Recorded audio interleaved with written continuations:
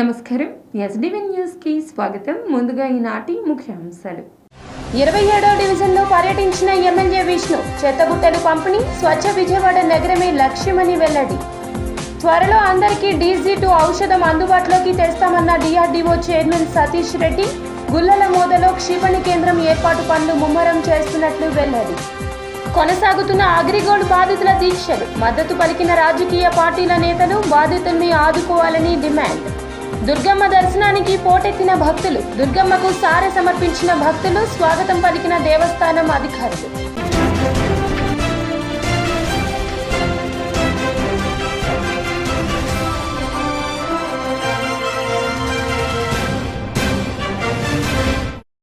ఇక డీటెయిల్స్లోకి వెళ్తే ప్రజా ఆరోగ్యానికి సీఎం వైఎస్ జగన్ పెద్దపీట వేస్తున్నారని సెంట్రల్ ఎమ్మెల్యే మల్లాది విష్ణు జగన్ సేవలను కొనియాడారు. గుడ్ మార్నింగ్ విజయవాడ సెంట్రల్ కార్యక్రమంలో భాగంగా 27వ డివిజన్లో స్థానిక కార్పొరేటర్ కొండాయిగుంట మల్లీశ్వరి బలరాంతో కలిసి ఆయన పర్యటించారు. అనంతరం మల్లాది విష్ణు మాట్లాడుతూ ప్రభుత్వం ప్రతిష్టాత్మకంగా చేపడుతున్న క్లాప్ కార్యక్రమాన్ని మోడల్ డివిజన్లుగా 27, 36 వార్డుల్లో నిర్వహిస్తున్నట్లు వివరించారు. ఈ సందర్భంగా తడి చెత్త, పొడి చెత్త, హానికర వ్యర్థ పదార్థాలను వేరువేరుగా సేకరించాల్సిన ఆవశ్యకతపై గృహ యజమానులకు శాసనసభ్యులు వివరించారు. విజయవాడ నగర పరిశుభ్రతకు గృహ యజమానులందరూ సహకరించాలని కోరారు.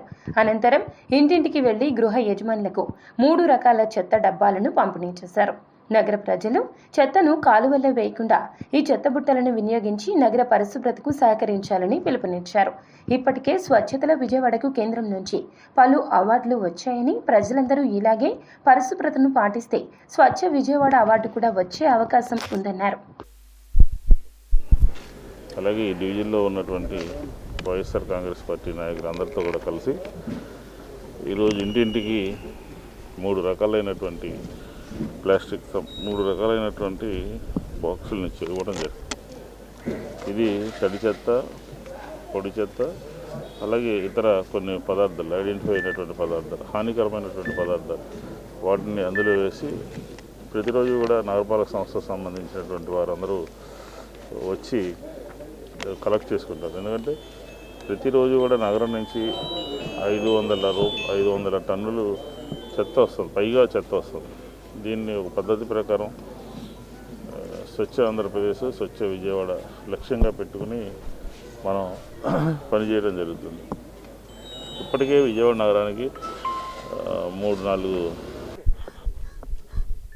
ఈరోజు 27వ డివిజన్లో పొన్నీ కాలనీలో మన కార్పొరేషన్ సిబ్బంది వాళ్ళ చేత మున్సిపాలిటీ వాళ్ళు తడి చెత్త, పొడి చెత్త 3 రకాలుగా డబ్బాలు ఇవ్వటం కూడా జరిగింది.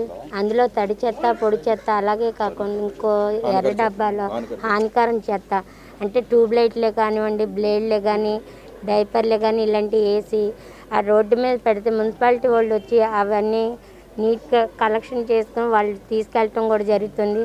మన జగనన్న ప్రభుత్వంలో ఎందుకంటే ఆరోగ్యంగా ఉండాలి, వాతావరణం పచ్చని వాతావరణం కూడా ఉండాలని చెప్పేసి మన జగన్ గారు ఇలాంటి ఎన్నో మంచి కార్యక్రమాలు చేపట్టడం.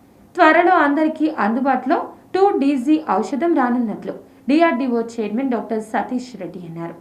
రక్షణ రంగంతో పాటుగా ప్రజా ఆరోగ్య పరిరక్షణకు DRDO ఎన్నలేని కృషి చేస్తుందని, అందులో భాగంగానే కరోనాను నియంత్రించేందుకు 2DZ ఔషధాన్ని తమ శాస్త్రవేత్తలు సృష్టించగలిగినట్లు అతి త్వరలో ప్రజలకు అది అందుబాటులోకి వస్తుందని DRDO చైర్మన్, మిస్సైల్ మాంత్రికుడు డాక్టర్ G. సతీష్ రెడ్డి పేర్కొన్నారు. కృష్ణా జిల్లా రచయితల సంఘం ఆధ్వర్యంలో ఆదివారం విజయవాడలోని ఒక హోటల్లో ఆత్మీయ సమావేశం నిర్వహించారు. ఈ కార్యక్రమానికి ముఖ్య అతిథిగా హాజరైన డాక్టర్ సతీష్ రెడ్డి మాట్లాడుతూ యావత్ ప్రపంచాన్ని పట్టి పీడిస్తున్న కరోనాను కట్టడి చేసేందుకు వ్యాక్సిన్కు ప్రతిగా తమ శాస్త్రవేత్తలు రూపొందించిన 2DZ మందును ఉత్పత్తి చేసేందుకు వీలుగా 18 ఫార్మా కంపెనీలకు సాంకేతిక పరిజ్ఞానాన్ని అందించినట్లు, ఇప్పటికే 6 కంపెనీలు ఉత్పత్తి ప్రారంభించినట్లు వివరించారు. ఎక్కువ మందికి ఆక్సిజన్ ఒకటి అందుబాటులో ఉంటే వాళ్ళు బయటకు వస్తారని చెప్పి దానికోసం కూడా ఒక చిన్న 10 లీటర్ సిలిండర్ తయారు చేయడం జరిగింది.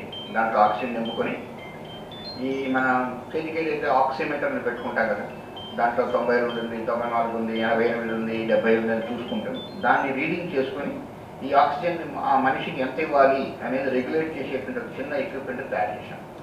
అది కూడా ప్రధానమంత్రి గారు చూసిన తర్వాత చాలా బాగుంది, ఇట్లాంటి చాలా ఎక్కువ సంఖ్యలో చేస్తే బాగుంటుందని వెంటనే వారు పిఎం కేర్స్ ఫండ్ నుంచి 1.5 లక్షల సిలిండర్స్ ఆర్డర్ చేశారు.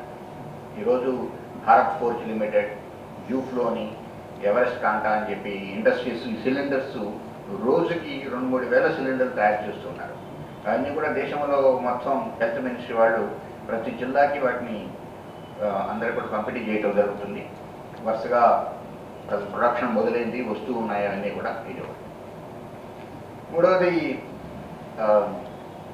మన పెద్దలు చెప్పినట్టు, ముఖ్యంగా డాక్టర్ సమరం గారు వారి పుస్తకంలో రాసినట్టుగా 2DG మెడిసిన్ అనేటువంటిది ఒకటి తయారు చేయడం జరిగింది. ఇది మేము 2002-2001 సంవత్సరంలో ఏదైనా రేడియేషన్ అఫెక్ట్ అయినటువంటి వాళ్ళకి సెల్స్ ఇన్ఫెక్ట్ అయినప్పుడు దానికోసం ఈ మందు తయారు చేయడం జరిగింది. స్వయాన మనమే ఇక్కడ తయారు చేస్తున్న దాని సింథసిస్ చేసి పేటెంట్ కూడా అప్లై చేయడం జరిగింది. పేదల ఆశలను సొమ్ముగా మార్చుకుని అగ్రిగోల్డ్ కంపెనీ బోర్డు తిప్పేసిందని 6.5 ఏళ్లుగా బాధితులు అల్లాడిపోతున్నారని వాళ్ళని ఆదుకోవాలని సీఎం జగన్కు నాయకులు విజ్ఞప్తి చేశారు. కాయకష్టం చేసుకుని బ్రతికే పేదలు 6.5 ఏళ్లుగా అల్లాడుతున్నారు. వారిని ఆదుకోండి. వారు కోల్పోయిన డబ్బును తిరిగి ఇప్పించండి. ఆత్మగౌరవాన్ని కాపాడండి. ఆత్మహత్యల్ని నివారించండి అని ముఖ్యమంత్రి వైఎస్ జగన్కు పలువురు నాయకులు విజ్ఞప్తి చేశారు. Agrigold customers and agents welfare association ఆధ్వర్యాన నగరంలోని గాంధీనగర్లో ఉన్న హనుమంతరాయ గ్రంథాలయంలో చేపట్టిన రిలే నిరాహార దీక్షలు ఆదివారం 4వ రోజు కూడా కొనసాగాయి. నెల్లూరు, తూర్పుగోదావరి జిల్లాలకు చెందిన అగ్రిగోల్డ్ బాధితులు దీక్షలో కూర్చున్నారు.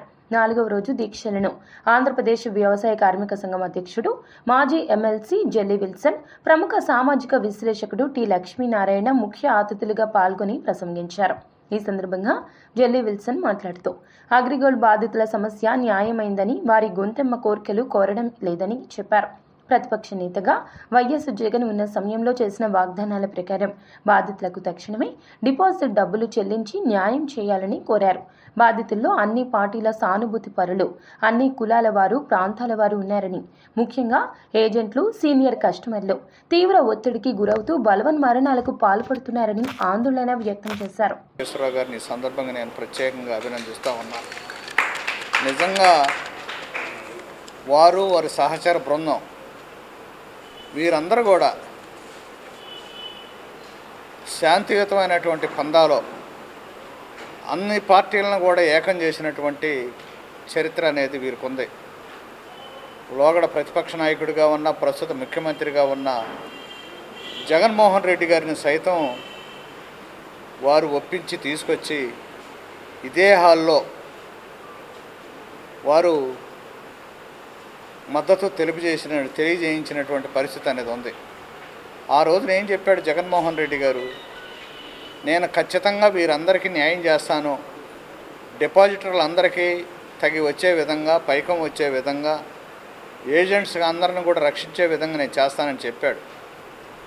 కానీ అధికారంలోకి వచ్చిన తర్వాత ఏదో పప్పు బెల్లాల్లాగా కొంత చూపించి ఉన్నతాధికారుల కమిటీలని రకరకాలుగా మభ్యపెట్టి ఇవాళ కాలక్షేపం చేస్తూ ఉన్నారు. ఇవాళ దాన్ని ఊసే లేకుండా చేస్తున్నట్టు కనిపిస్తూ ఉంది. కానీ బడ్జెట్లో మాత్రం చూపిస్తూ ఉంటుంటారు ఈ ఖాతాని, అగ్రిగోల్డ్ బాధితులకు మేము చెల్లిస్తామని చెప్పి. కానీ చెల్లించిన పరిస్థితి లేదు. చివరికి ఆ బాధితులను ఆదుకునేందుకు ఏర్పాటు చేసినటువంటి అధికారుల కమిటీకి ఛార్జ్. దుర్గామల్లేశ్వర స్వామివార్ల దేవస్థానంలో భక్తుల రద్దీ కొనసాగింది. ఆషాఢ మాసోత్సవాలను పురస్కరించుకుని అమ్మవారికి పలు భక్త బృందాలు సారెను సమర్పించాయి. శాకంబరి ఉత్సవాలు ముగిసినప్పటికీ భక్తులు పెద్ద ఎత్తున ఇంద్రకీలాద్రికి తరలివచ్చి అమ్మవారిని దర్శించుకుని మొక్కులు చెల్లించుకున్నారు. అమ్మవారికి నిత్య ఆర్జిత సేవలతో పాటుగా ఆలయ ప్రాంగణంలో సూర్య భగవానుడికి సూర్యోపాసన సేవ జరిగింది. అమ్మవారికి లక్ష కుంకుమార్చన, శ్రీచక్ర నవ వర్ణార్చన, శాంతి కళ్యాణం, చండీ హోమంలో పలువురు ఉభయదాతలు పాల్గొన్నారు. అనంతరం ఉభయదాతలకు ప్రత్యేక క్యూలైన్ మార్గం ద్వారా అమ్మవారి దర్శనానికి అనుమతి ఇచ్చారు. అమ్మవారి దర్శనానికి విచ్చేసిన భక్తులతో ఆలయ ప్రాంగణం క్యూలైన్లతో కిటకిటలాడింది. మహామండపం మెట్లు, లిఫ్ట్ మార్గం గుండా ఘాట్ రోడ్డు మీదుగా కొండపైకి చేరుకున్న భక్తులు క్యూలైన్లలోకి చేరుకున్నారు. సర్వదర్శనానికి 2 గంటల సమయం పట్టగా 100 రూపాయలు, 300 రూపాయల క్యూలైన్లలో రద్దీ కనిపించింది. తణుకు నియోజకవర్గంలో ఎమ్మెల్యే కారుమూరితో కలిసి ఉప ముఖ్యమంత్రి ధర్మాన కృష్ణదాస్ పలు అభివృద్ధి కార్యక్రమాలను ప్రారంభించారు. జగన్ అందిస్తున్న సంక్షేమ అభివృద్ధి పాలన గతంలో చూడలేదు, భవిష్యత్తులో చూడగలమా అనే రీతిలో మహిళలు, రైతులు, బడుగు బలహీన వర్గాలకు మెరుగైన పరిపాలన అందిస్తున్నారని రాష్ట్ర ఉప ముఖ్యమంత్రి, రెవెన్యూ శాఖ మంత్రి ధర్మాన కృష్ణదాస్ పేర్కొన్నారు. ఆదివారం రాష్ట్ర ఉప ముఖ్యమంత్రి, రెవెన్యూ అండ్ రిజిస్ట్రేషన్ శాఖ మంత్రి ధర్మాన కృష్ణదాస్ తణుకు ఎమ్మెల్యే డాక్టర్ కారుమూరి వెంకట నాగేశ్వరరావుతో కలిసి పలు అభివృద్ధి పనులు ప్రారంభించారు. పర్యటనలో భాగంగా వేల్పూరు పీబీఆర్ గ్రౌండ్ నందు బహిరంగ సభలో పాల్గొన్నారు. ఈ సందర్భంగా మంత్రి ధర్మాన మాట్లాడుతూ సమాజంలో మహిళలకు ప్రత్యేక స్థానం కల్పించి వారి గౌరవ మర్యాదలను ఇనుమడింపచేసిన నాయకుడు వైఎస్ జగన్ అన్నారు. రాష్ట్రంలో 30.65 లక్షల ఇళ్ల పట్టాలను మహిళల పేరున రిజిస్ట్రేషన్ చేసిన సంగతి తెలిసిందే. అందుకే జగనన్నకు ప్రజలు పెద్ద ఎత్తున మద్దతు ఇచ్చారన్నారు. తన సుదీర్ఘ పాదయాత్ర సందర్భంగా ప్రజల కష్ట సుఖాలు తెలుసుకుని వాటి పరిష్కారానికి కృషి చేస్తానని హామీ ఇచ్చారన్నారు. జగనన్న తాను ఇచ్చిన హామీల కంటే మిన్నగా హామీలు నెరవేర్చారని తెలిపారు. అందుకే స్థానిక సంస్థల ఎన్నికల్లో ప్రజలు బ్రహ్మరథం పట్టారన్నారు. స్థానిక ఎన్నికలు కూడా జరిగాయి, మనకి పంచాయతీలకి మున్సిపాలిటీలు అయ్యాయి. ఇప్పుడే ఏలూరు రిజల్ట్స్ ఇప్పుడే నాగేశ్వర గారు చెప్పారు. మరి మున్సిపాలిటీలో జరిగితే 75 స్థానాలకు గాను 74 స్థానాలు మనం కైవసం చేసుకున్నాం. ఒక్క స్థానం వెళ్ళింది టీడీపీకి. వాళ్ళు ఇంకా విమర్శిస్తుంటారు లోకేష్ గారు, మరి ఇతర తెలుగుదేశం నాయకులు. ఏం చూసుకొని మీరు విమర్శిస్తున్నారు? సుమారు 10% ఓట్లు మీకంటే మిన్నగా ఉంటే మరి మీరు ఇంకా ఏవో తప్పులు ఎదుర్కొంటూ భూతత్వంలో పెట్టి తప్పులు చూపించే ప్రయత్నం చేస్తున్నారు. అవినీతులు జరిగిపోయంటున్నారు. మీకు పచ్చగల్లాడికి ఏదో ఉంది సామెతలాగా, మీకు అన్నీ పచ్చగానే కనిపిస్తాయి. మీరు చేసే తప్పులు ఎదుటి వాళ్ళని ఆపాదించడం మీకు అలవాటు అయిపోయింది. కానీ జగన్మోహన్ రెడ్డికి అవసరం లేదు. అతను ఆగర్భ శ్రీమంతుడు. 2 సార్లు రాజశేఖర రెడ్డి గారు ముఖ్యమంత్రిగా ఉంటే ఆయన ఎంపీగా ఉండి ఈ రాష్ట్రంలో ఒకనాడు ఎన్నిక జరిగితే ఈ రాష్ట్రంలో ఉన్న తెలుగుదేశం నాయకులందరికీ కలిసి మన గత ఎన్నికల్లో కేవలం 5 లక్షల మెజార్టీ వచ్చింది. ఒక్క జగన్మోహన్ రెడ్డి గారు పార్లమెంట్కి పోటీ చేస్తే 5,30,000 పైసలకు మెజార్టీ తోటి వచ్చినటువంటి దీశాలి ధైర్యవంతుడు, మరి మంచి మనిషి అని చెప్పి మీకు తెలియజేస్తున్నాను. ఆయన పట్ల ఎన్నెన్నో కుట్రలు, ఎన్నెన్నో తనకి అగౌరవపరచాలనే ప్రయత్నాలు, ప్రజలు ఆయన పక్షం ఉన్నారు. మీరేం చేయగలుగుతారు? అమూల్ పేరుతో పాడి రైతులను నిలువున మోసం చేసిన ఘనత సీఎం జగన్కే దక్కుతుందని టీడీపీ రాష్ట్ర కార్యదర్శి కొత్త నాగేంద్ర కుమార్ పేర్కొన్నారు. కృష్ణా జిల్లా తెలుగుదేశం పార్టీ కార్యాలయంలో జరిగిన విలేకరుల సమావేశంలో ఆయన మాట్లాడుతూ అమూల్ సంస్థ పాల రైతుల బకాయిలు వెంటనే చెల్లించాలన్నారు. తన కేసుల నుంచి తప్పించుకోవడానికి ఏపీ పాడి రైతులను గుజరాతీ అమూల్కి తాకట్టు పెట్టిన గనుడు మన ముఖ్యమంత్రి జగన్ అన్నారు. జగన్ రెడ్డి ఎన్నికల ముందు పాదయాత్ర చేసినప్పుడు రాష్ట్రంలో పాడి రైతులు బాగా నష్టపోతున్నారు. మన ప్రభుత్వం రాగానే పాడి రైతులకు లీటర్కు 4 రూపాయలు పెంచుతామని హామీ ఇచ్చి ఇప్పుడు నిలువున నట్టేట ముంచారన్నారు. అమూల్ సంస్థ ద్వారా లీటర్కు 5 నుంచి 7 రూపాయల వరకు ఎక్కువ వస్తాయని చెప్పి ఊదరగొట్టడం సిగ్గుచేటన్నారు.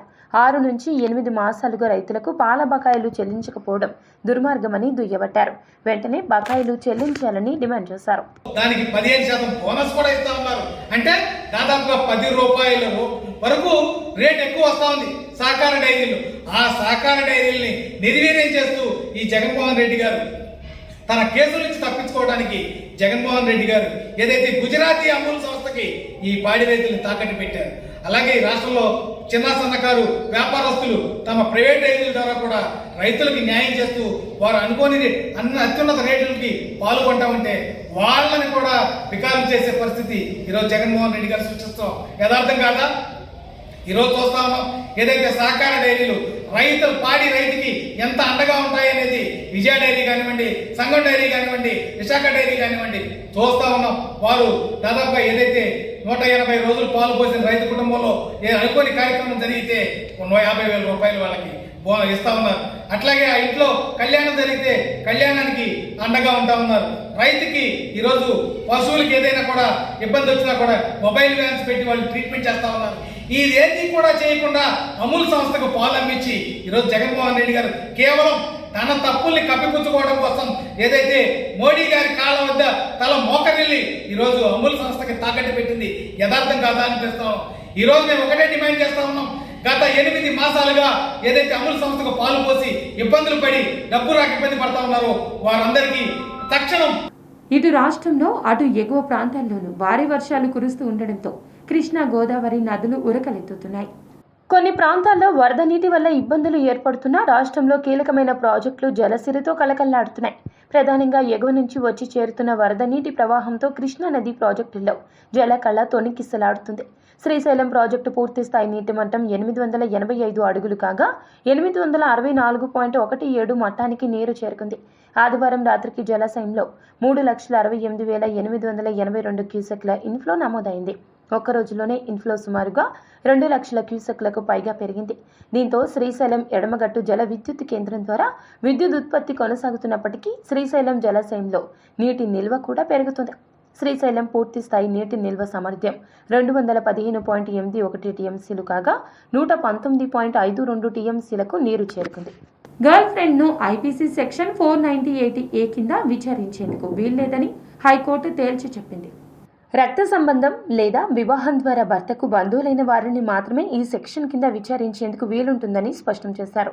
భర్త సంబంధికుల్లోకి గర్ల్ ఫ్రెండ్ రాదని, అందువల్ల ఆమెను 498A కింద విచారించడానికి వీల్లేదంది. ఒక వ్యక్తి గర్ల్ ఫ్రెండ్ పై పోలీసులు సెక్షన్ 498A కింద నమోదు చేసిన కేసులో తదుపరి చర్యలన్నీ నిలిపివేస్తూ హైకోర్టు ఉత్తర్వులు ఇచ్చింది. అరెస్టుతో సహా ఎలాంటి ఇతర కఠిన చర్యలేవీ తీసుకోవద్దని ఆదేశించింది. మిగిలిన నిందితులపై దర్యాప్తు కొనసాగించుకోవచ్చింది. ఈ మేరకు న్యాయమూర్తి జస్టిస్ చీకటి మానవేంద్రనాథ్ రాయ్ ఇటీవల ఉత్తర్వులు ఇచ్చారు. తనను వేధిస్తున్నారంటూ కొమ్మి సునీత, భర్త ధర్మయ్య, ఆయన కుటుంబ సభ్యులతో పాటుగా భర్తకు గర్ల్ ఫ్రెండ్గా ఉన్న ఒక యువతిపై కూడా పోలీసులకు ఫిర్యాదు చేశారు. దీంతో దిశ మహిళా పోలీసులు ఈ యువతిపై కేసు నమోదు చేసి 2వ నిందితురాలిగా చేర్చారు. దిశ పోలీసులు నమోదు చేసిన EFIRను కొట్టేయాలని కోరుతూ ఆ యువతి హైకోర్టులో పిటిషన్ దాఖలు చేశారు. ఈ వ్యాజ్యంపై జస్టిస్ మానవేంద్రనాథ్ రాయ్ విచారణ జరిపించారు.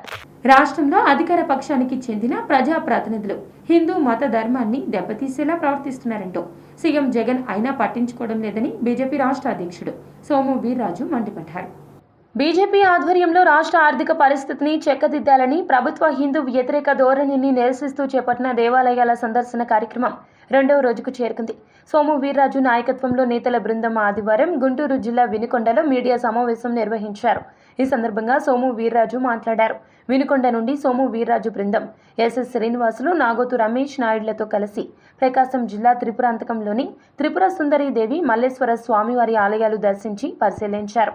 ఆలయంలో ధ్వంసమైన భాగాలు, విలువైన ఆభరణాలు, వస్తువులు చోరీ జరిగిన విషయాలపై స్పందిస్తూ 45 కోట్లతో రూపొందించిన త్రిపురాంతకం అభివృద్ధి DPRను వెంటనే అమలు చేయాలని డిమాండ్ చేశారు. పుచ్చకాయల మల్లేశ్వర స్వామి ఆలయం, కాలభైరవ ఆలయం పునరుద్ధరించాలన్నారు. అనంతరం చెంచుగూడాన్ని సోము వీర్రాజు బృందం పరిశీలించి దాడిలో గాయపడిన జిల్లా సాయి, జిల్లా సీతారామయ్య, జిల్లా వెంకటేశ్వర్లు, ఆది లక్ష్మీలను పరామర్శించారు. ఆంధ్రాకి అనేక రకాలైన ఇబ్బందులు సృష్టించాలని గట్టి ప్రయత్నం చేసినటువంటి కేసీఆర్ కేంద్ర జలశక్తి మంత్రి ఉభయ రాష్ట్రాల యొక్క ఆలోచనలు, భారతీయ జనతా పార్టీ రాష్ట్ర శాఖ ఇచ్చినటువంటి కొన్ని ఇన్పుట్స్ మూలంగా ఒక జీవోని వారు ఇవ్వడం జరిగింది. ఈ జీవో మూలంగా ఆంధ్ర రాష్ట్రానికి అటు రాయలసీమకు కానీ తెలంగాణకు కానీ న్యాయసమ్మతమైనటువంటి జీవో, రాజకీయాలకు అతీతంగా సాధారణంగా బీజేపీ కొద్దిగా తెలంగాణలో బలంగా ఉంటుంది.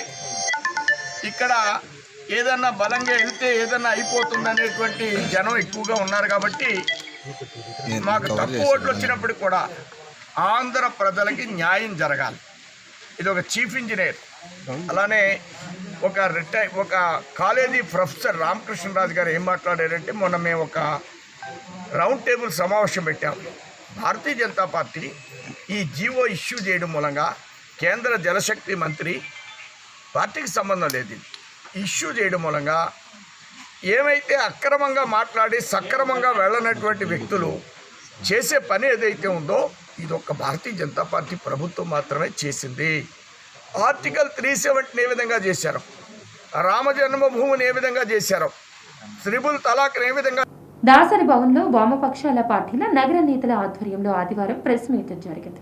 ఈ సందర్భంగా దోనెపూడి శంకర్ కాశీనాథ్ మాట్లాడుతూ 28న జరగబోవు కౌన్సిల్ సమావేశంలో 198 జీవో రద్దు కోరుతూ తీర్మానానికి పట్టుబడుతున్నట్లు సిపిఎం టీడీపీ కార్పొరేటర్లకు మద్దతుగా వైసీపీ కార్పొరేటర్లు నిలబడాలని కోరారు. కార్పొరేషన్ ఎన్నికల టైంలో ప్రజలకు ఇచ్చిన హామీని తుంగలో తొక్కవద్దని వైసీపీ కార్పొరేటర్లకు హితవు పలికారు. రాష్ట్ర ప్రభుత్వం 198 జీవో ప్రకారం ప్రతి ఏడాది ఆస్తి విలువ ఆధారిత పన్ను పెంపుతో ప్రజలపై పెనుభారాలు మోపడం తథ్యమని స్పష్టం చేశారు. ఈ నెల 15న జరిగిన కౌన్సిల్లో జీవో 198 రద్దు కోరుతూ నిరసన గళాన్ని వినిపించిన సిపిఎం టీడీపీ కార్పొరేటర్లతో పాటు వీఎంసీ బయట ప్రజా ఆందోళనలు చేపట్టిన సిపిఐ సిపిఎం టీడీపీ కార్పొరేటర్ల నేతలను పోలీసులు అన్యాయంగా అరెస్టు చేశారన్నారు. రేపు 28న జరగబోవు కౌన్సిల్ సమావేశంలో లోపల బయట నిరసన తెలియచేసే రాజ్యాంగబద్ధంగా సంక్రమించిన హక్కులను కాలరాయవద్దంటూ పోలీసులకు విజ్ఞప్తి చేస్తున్నామన్నారు. ప్రజలు సైతం 198 జీవోను రద్దు చేయాలని వైసీపీ కార్పొరేటర్లను డిమాండ్ చేయాలని పిలుపునిస్తున్నామన్నారు. పెంచిన ఆస్తి విలువ ఆధారిత పన్ను రద్దు చేయాలని చెప్పి అన్ని డివిజన్లలో కూడా ఎక్కడైతే వైసీపీ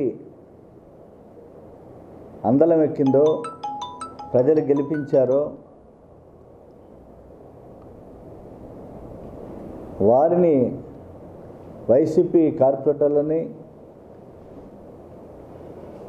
వైసీపీ నాయకత్వాన్ని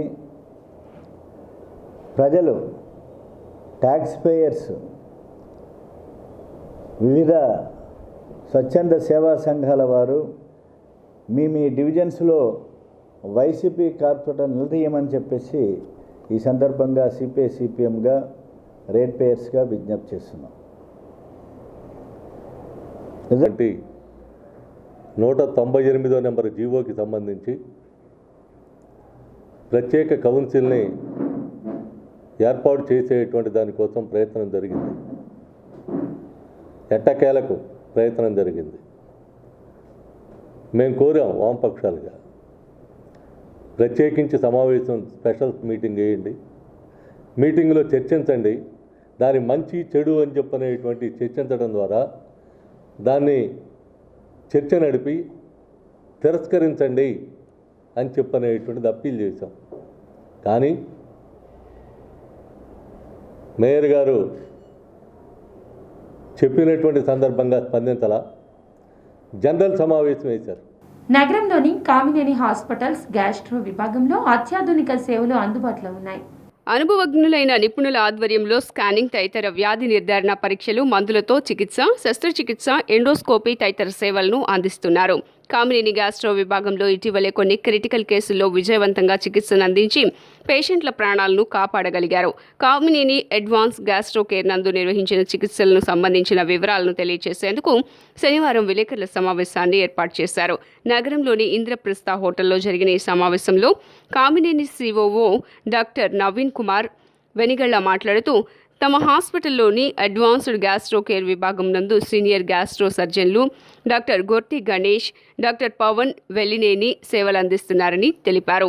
కామినేని అడ్వాన్స్డ్ గ్యాస్ట్రో కేర్ నందు ఇటీవలే నిర్వహించిన చికిత్సల గురించి వివరిస్తూ, గత నెల 8వ తేదీన గుంటూరుకు చెందిన 28 ఏళ్ల వ్యక్తి తీవ్రమైన జ్వరం, విపరీతమైన కడుపు నొప్పితో బాధపడుతూ పలు హాస్పిటల్స్కు తిరిగినా ప్రయోజనం లేకపోవడంతో అతి క్లిష్టమైన పరిస్థితిలో కామినేని అత్యవసర విభాగంలో చేరాడు. సర్జికల్ గ్యాస్ట్రో నిపుణులు డాక్టర్ పవన్ వెల్లినేని పర్యవేక్షణలో రోగికి పలు పరీక్షలు నిర్వహించి క్లోమగ్రంథి కుళ్ళినట్లు నిర్ధారించారు. రోగికి క్లోమగ్రంథి వద్ద పేగుకు రంధ్రం ఏర్పడటంతో పొట్టలో మలం లీక్ అవుతున్నట్లుగా గుర్తించారు. రోగికి లాప్రోస్కోపీ పద్ధతిలో ఆపరేషన్ చేసి పేగును వెలుపలికి పెట్టారు. కోలుకుంటున్న సమయంలో కడుపు నొప్పితో పాటు రక్త విరేచనాలు కావడంతో సిటీ ఎంజీఏ చేసి క్లోమగ్రంథి ఇన్ఫెక్షన్ కారణంగా దగ్గరలో ఉన్న రక్తనాళాలు ఉబ్బి పగులుతున్నట్లు గమనించారు. ఇంటర్వెన్షనల్ రేడియాలజిస్ట్ సహాయంతో శస్త్రచికిత్స నిర్వహించి రక్తస్రావాలను అరికట్టి రోగి ప్రాణాలను కాపాడారు. నమస్కారం అండి, నా పేరు doctor Pavan Vellineni, surgical gastroenterologist, Kamineni hospital, Vijayawada. ఈరోజు నేను కామినేని హాస్పిటల్లో జరుగుతున్న గ్యాస్ట్రో వైద్య సేవల గురించి మీకు వివరిస్తాను. ఉదాహరణకి గత నెల 8వ తారీఖు గుంటూరు నుంచి ఒక పేషెంట్ రావడం జరిగింది కామినేని హాస్పిటల్కి. ఆ పేషెంట్కి ప్యాంక్రియాస్ అనగా క్లోమగ్రంథిలో వాపు రావటం వల్ల ప్యాంక్రియాస్ చుట్టుపక్కల నీరు పట్టి అది కుల్లటం ద్వారా ప్యాంక్రియాస్ చుట్టుపక్కల చీము చేరి ఆ చీము పెద్ద పేగులోకి రంధ్రం కింద మారింది. దానివల్ల పేగులో నుంచి విరోచనం లీక్ అవటం వల్ల పొట్టలోకి పేషెంట్ మనకి అతి జ్వరంతోనూ మరియు షాక్లోనూ ప్రెజెంట్ అయ్యారు. ఆ కండిషన్ నుంచి పేషెంట్ని చక్కగా రివైవ్ చేసి షాక్ నుంచి బయటికి తీసుకొచ్చి పేషెంట్ మనం ఆపరేషన్ చేయడం జరిగింది. కోతలేని సర్జరీ అంటారు దీన్ని. లాప్రోస్కోపిక్ పద్ధతిలో పేగును మనం బయటకు పెట్టాం. సో దీని ద్వారా పేషెంట్ చాలా తొందరగా రికవర్ అయ్యారు. ఆ తర్వాత 5 రోజుల తర్వాత పేషెంట్కి మళ్ళీ విరోచనం ద్వారా బ్లీడింగ్ అవటాన్ని గుర్తించి సిటీ స్కానింగ్ చేసి ప్యాంక్రియాస్ చుట్టుపక్కల ఏదైతే ఇన్ఫెక్షన్ వచ్చి దాని చుట్టుపక్కల ఉండే రక్త నలాలు ఉంటాయో అవి ఉబ్బి పగలటానికి సిద్ధంగా ఉన్నాయని గుర్తించి దాన్ని యాంజియోగ్రఫిక్ ఎంబలైజేషన్. సో దీని ద్వారా పేషెంట్ని మనం కోత లేకుండానే రేడియాలజీ పద్ధతి ద్వారా మనం దాన్ని బ్లాక్ చేయడం ద్వారా చాలా తొందరగా రికవరీ అనేది చూపించారు. అది చేసిన 2వ రోజే పేషెంట్ హాస్పిటల్ నుంచి డిశ్చార్జ్ అయ్యారు. అదేవిధంగా పలు రకమైన ట్రామా కేసులు అంటే యాక్సిడెంట్ ద్వారా పేషెంట్కి లివర్ కోసుకుపోవటం వల్ల పొట్ట లోపలంతా రక్తం చేరడంతో పేషెంట్ షాక్ పరిస్థితిలో రావడంతో అలాంటి పేషెంట్లను కూడా మనం సక్సెస్ఫుల్గా ట్రీట్ చేయడం జరిగింది. సో మరి ఒక చిన్నపిల్లోడు సైకిల్ బార్ ఇంజరీ అంటారన్నమాట. ముందు పట్టడం ద్వారా సైకిల్ హ్యాండిల్ ఏదైతే ఉంటుందో అది ఈ మధ్య భాగంలో నొక్కోవడం వల్ల దానివల్ల లెఫ్ట్ లోబ్ ఆఫ్ లివర్ అంటే ఎడమ చేతి వైపు ఉండే రైతు ధాన్యం డబ్బులు వెంటనే చెల్లించాలని డిమాండ్ చేస్తూ మాజీ మంత్రి దేవినేని ఉమా నిరసన కార్యక్రమాన్ని నిర్వహించారు.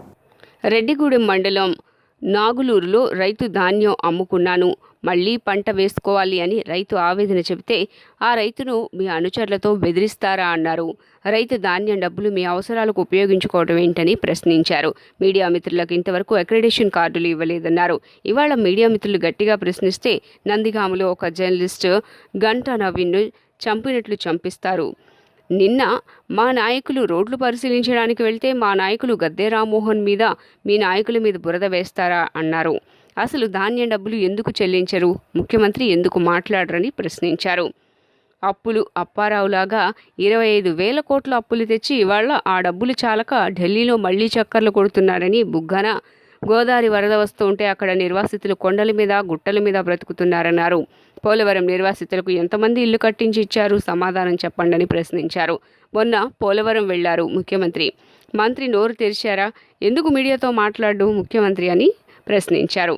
పక్క రాష్ట్ర ముఖ్యమంత్రి శాసనసభలో చెప్పాడు. పోలవరం ఒక్క అడుగు తగ్గించమని ముఖ్యమంత్రి ఎందుకు ఖండించలేదని ప్రశ్నించారు. 2020కే ఆ ఇళ్లలో పంపిస్తూ ఉన్నారు. మేము అడుగుతూ ఉన్నాం, ఎన్ని వేల ఇళ్ళు కట్టారు నిర్వాసితులకి పోలవరం? ఎంతమందిని పంపించారు? ఎంతమందికి ఇళ్ళు ఇచ్చారు? ఎంతమందికి డబ్బులు ఇచ్చారు? చెప్పే దమ్ము ధైర్యం ముఖ్యమంత్రి గారికి ఉందా? ఇరిగేషన్ మంత్రి ఉన్నాడా ఈ రాష్ట్రంలో? ముఖ్యమంత్రి ఎందుకు నోరు తెరవడం? మొన్న పోలవరం వెళ్ళారు మంత్రి, ముఖ్యమంత్రి. ఎందుకు నోరు తెరవలా? ఎందుకు భయపడ్డారు? ఎందుకు నోరు తెరవలేకపోయారు? దమ్ముగా ధైర్యంగా చంద్రబాబు నాయుడు గారు కానీ నేను కానీ పోలవరం డ్యామ్కి వెళ్తే ఏ పని ఎంత అయింది, స్పిల్ వేలే ఎంత అయింది, స్పిల్ ఛానల్ ఎంత అయింది, అప్రోచ్ ఛానల్ ఏంటి, పైలట్ ఛానల్ ఏంటి, డయాఫ్రమ్ వాల్ ఏంటి, ఎత్కమ్ రాక్ ఫిల్ డ్యామ్ ఏమవుతుంది, గేట్ల పనులు ఏంటి, మొత్తం దమ్ము ధైర్యంగా చెప్పేవాళ్ళం. మట్టి పని ఎంత అయింది, కాంక్రీట్ పని ఎంత అయింది, ఎంత శాతం పనులు చేసాం, 70% పైగా పనులు చేసి గేట్లు తయారు చేసి అక్కడ పెడితే 26 నెలలకే గేట్లు తగిలిస్తారా? ఇంకా 6 గేట్లు పెట్టాలి. గేట్లు ఆపరేషన్ లేవు. పోలవరం కాపర్ డ్యామ్ బండబూతులు తిట్టారు మమ్మల్ని. మరి ఎందుకు మూసారు మీరు కాపర్ డ్యామ్ని? నిర్వాసితులకు ఇళ్ళు కట్టారా? నిర్వాసితులను ఇళ్లలో పంపించారా? ఇవాళ కోర్టులు చెప్పాయి కదా, ప్రభుత్వాలు కోర్టుల్లో అఫిడవిట్లు వేసాయి కదా, నిర్వాసితులకు న్యాయం చేసి వాళ్ళకి ఇళ్ళు కట్టి వాళ్ళ డబ్బులు వాళ్ళ అకౌంట్లో వేసి పరిహారం అంతా ఇచ్చిన తర్వాతే పోలవరం డ్యామ్ పనులు మొదలు పెడతానన్నావు కదా. ఆ రోజు కాపర్ డ్యామ్ పూర్తి. వార్తలు ముగించే ముందు ముఖ్య అంశాలు మరోసారి. 27వ డివిజన్లో పర్యటించిన ఎమ్మెల్యే విష్ణు చెత్తబుట్టలు పంపిణీ, స్వచ్ఛ విజయవాడ నగరమే లక్ష్యమని వెల్లడి. త్వరలో అందరికీ DZ2 ఔషధం అందుబాటులోకి తెస్తామన్న DRDO చైర్మన్ సతీష్ రెడ్డి. గుల్లల మోదలో క్షిపణి కేంద్రం ఏర్పాటు పనులు ముమ్మరం చేస్తున్నట్లు వెల్లడి.